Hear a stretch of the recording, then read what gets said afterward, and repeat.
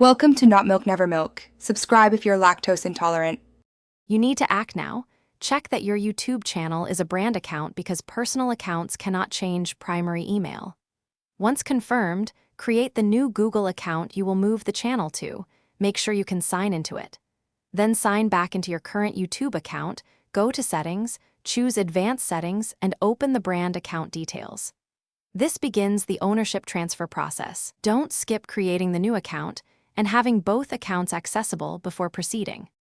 Open Manage Permissions for the brand account and invite the new Google account as a manager or owner. You must use the exact email address. Once invited, sign into the new account and accept the invitation immediately. YouTube requires a mandatory waiting period before you can make a pending owner the primary owner, so be prepared to wait about 7 days.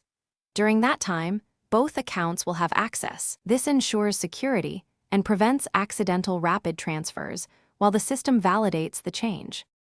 After the required wait, return to Manage Permissions and change the new account's role to primary owner. Confirm the change, and then optionally remove the old account to finalize the email change.